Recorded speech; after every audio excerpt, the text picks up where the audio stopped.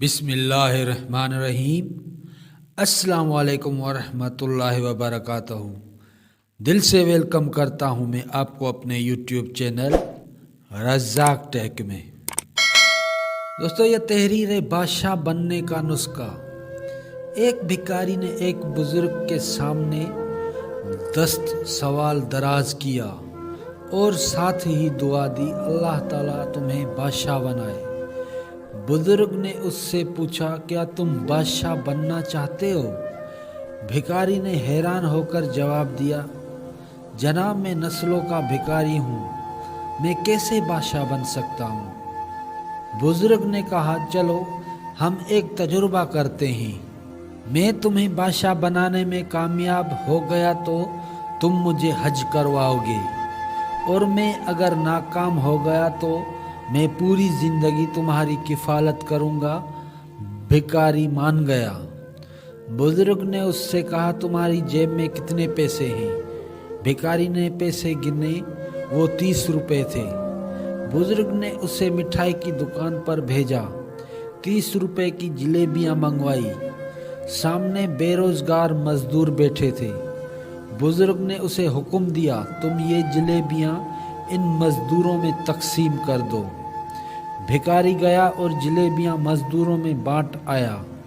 بزرگ نے اسے ساتھ بٹھا کر کھانا کھلایا اور حکم دیا، تم گھر چلے جاؤ، 30 دن انتظار کرو اور دیکھو اللہ تعالیٰ کی طرف سے کیا پیغام آتا ہے۔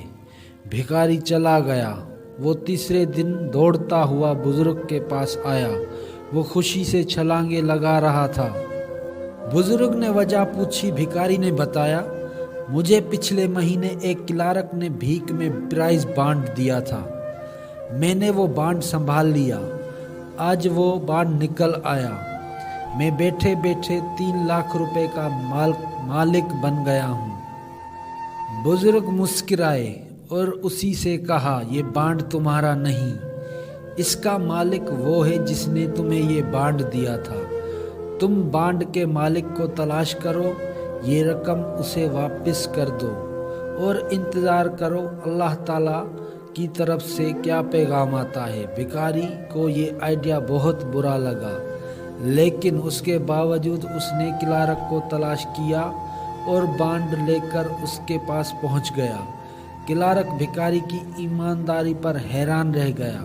وہ بھکاری کے ساتھ دفتر سے نکلا، ڈی سی آفس گیا، وہاں کنسٹرکشن کمپنی رجسٹر کروائی، بھکاری کو 50% کا حصے دار بنایا اور سرکاری ٹھیکے لینا شروع کر دیے۔ وہ دونوں مل کر کام کرتے تھے، کلارک ٹھیکہ لیتا تھا اور بھکاری کام کرواتا تھا۔ یہ کمپنی مزدوروں کو 3 وقت کا کھانا دیتی تھی۔ کمپنی چل پڑی، کلارک اور بھکاری دونوں امیر ہو گئے۔ یہ دونوں بزرگوں کو ہر سال حج پر بھجواتے تھے اور شام کے وقت بھکاریوں کو روک کر انہیں بادشاہ بننے کا نسخہ بتاتے تھے۔ یہ کمپنی آج بھی قائم ہے، اس میں اب کلرک اور بھکاری کے بچے کام کرتے ہیں۔ یہ کمپنی 30 روپے کی صدقے سے شروع ہوئی، یہ اب تک درجنوں لوگوں کو بادشاہوں جیسی زندگی دے چکی ہے۔ میں ذاتی طور پر ایسے بیسوں لوگوں سے واقف ہوں جو جاہل بھی ہے، نالائق بھی اور غیر محتاط بھی، لیکن ان پر اللہ تعالیٰ کا کرم برستا رہتا ہے۔ میں نے جب بھی تحقیق کی، مجھے اس کرم کے پیچھے ہمیشہ صدقہ اور خیرات ملی۔ یہ دل کی سخی اور ہاتھ کے کھلے ہیں۔ میں نے ایک اور چیز بھی مشاہدہ کی، انسان اگر صدقہ کرے اور ساتھ ہی عاجزی اختیار کر لے تو دولت بھی ملتی ہے اور عزت بھی، کیونکہ جس طرح خوشحالی کا تعلق صدقے سے ہے، بالکل اسی طرح عزت عاجزی سے وابستہ ہے۔ آپ جتنا جھکتے جاتے ہیں، آپ کی عزت میں اتنا ہی اضافہ ہوتا جاتا ہے۔ آپ اس معاملے میں اولیاء کرام کی مثال لے لیجئے۔ اولیاء کرام میں عاجزی ہوتی ہے، چنانچہ ان کی مزارات ہزار سال تک آباد رہتی ہیں۔